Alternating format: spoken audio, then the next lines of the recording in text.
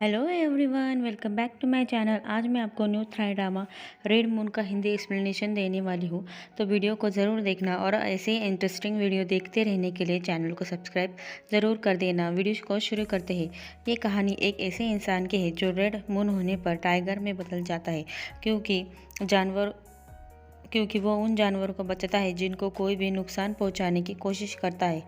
और एक kind heart लड़की और टाइगर किंग, इन दोनों के बीच में क्या प्यार हो पाएगा, देखने के लिए सारे वीडियोस को ज़रूर देखना। एपिसोड के स्टार्ट में हम घना जंगल पर पर्वत और अलग अलग जानवरों को दिखाई जाता है। कुछ शिकारी उन गन से उन जानवरों की शिकार करते हैं और बड़े जानवरों को की स्किन निकाल कर ले जाते हैं। उन गोलियों की आवाज़ सुनकर कोई जंगल में जानवरों को देखने आता है जिसका नाम नोनता है। वो इस ड्रामे का सेकंड मेन लीड है। उसे जानवरों की ऐसी हालत देखकर बहुत गुस्सा आता है। नोनता गांव के मुखिया लानू के पास जाकर उन्हें जानवरों के बारे में शिकार के बारे में बताता है और गुस्से से उन शिकारियों को मारने के लिए जाने लगता है। तो वो उसे रोकते हैं और उससे कहते हैं कि ये सही तरीका नहीं है। तुम्हें पता है कि हमें उन्हें कैसे सबक सिखाना है। और वो तोमाका और मुंह को कुछ रिचुअल की तैयारी करने को कहते हैं। दूसरी तरफ अगले सीन में हम एक गाड़ी उस गांव में जाते हुए दिखाई देती है जो रास्ते में ख़राब हो जाती है। उसमें से जो लड़की आती है उसका नाम पारिजात है। वो एक टीचर है जो बांख देख दोक गांव में नई टीचर ज्वाइन होने वाली है। वो गाड़ी का ड्राइवर उसके साथ वापस चलने को कहता है। वो कहता है कि गाड़ी ठीक होने के बाद वापस मैं तुम्हें छोड़ दूंगा, लेकिन क्योंकि अंधेरा होने वाला होता है।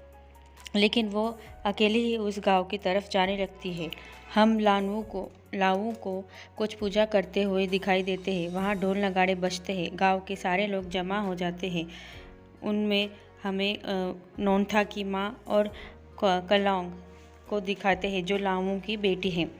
और वो सब पूजा करने लगते हैं। दूसरी तरफ एक डॉक्टर पेशेंट को चेक कर रहा होता है और जैसे ही वो पेशेंट्स ढोल नगाड़ों की आवाज़ सुनते हैं तो वो वहाँ से भाग जाते हैं। ये डॉक्टर समा है। आंट ओंग पेशेंट को रोकने के लिए बाहर तक जाते हैं, लेकिन वो चले जाते हैं।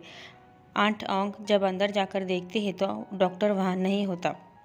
जब पारिजात हम इसे पा बुलाएंगे जंगल से गुजर रही होते हैं तो अचानक से लाल रंग के जुगनू उड़ने लगते हैं और चांद लाल रंग का होने लगता है।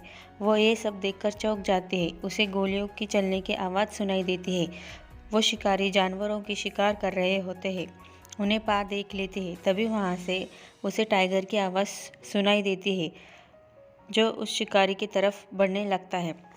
वो शिकारी टाइगर पर गोली चलाता है तो बीच में पा होने की वजह से उसके पैर में लग जाती है। तो टाइगर उस शिकारी पर झड़प मारकर हमला कर देता है और उस शिकारियों को मारकर खा जाता है। उस बड़े से टाइगर को अपने पास आता देख पा डर कर वहीं बेहोश हो जाती है। वो टाइगर भी उसे देख रहा होता है। तभी वहाँ नोनथा आता है और वो उस टाइगर को देखने लगता है। अगले सीन में हम पा को बेहोश हालत में डॉक्टर समा के दवाखाने में देखते हैं, जहां उसके पास डॉक्टर समा आता है। पा को उठता देख वो उसे कहता है, तुम सो जाओ, तुम्हें बेहोशी का इंजेक्शन दिया है, तुम ठीक हो जाओगे, मैं गोली निकालता हूँ। और वह उसके पैर में से गोली निकालता है और अपने में कमरे में जाकर अपने जख्मों में से वो गोली निकालता है। उसकी आंखें टाइगर की आंखों की जैसी दिखती है क्योंकि यह डॉक्टर समा रेड मून में टाइगर किंग बन जाता है। यही इस ड्रामे का मेन लीड है। आंट ओंग के पास ली और समा नाम के दो लड़के पा का सारा सामान लेकर आते हैं। उसके सामान में उसके पर्स में से डॉक्टर समा उसकी आईडी कार्ड निकालकर उसका नाम, उसकी सारी इन्फॉर्मेशन देखता है। वो देखता है कि वो एक टीचर है और वो इस गांव में स्कूल टीचर बनकर आई है। तभी पा बेहोश की हालत में टाइगर टाइगर कहकर डर रही होती है और हेल्प हेल्प पुकार रही होती है। डॉक्टर समा उसके पास जाते हैं तो वो उनके गले लग जाते हैं। वो बेहोशी में होती है और मदद के लिए पुकार रही होती है।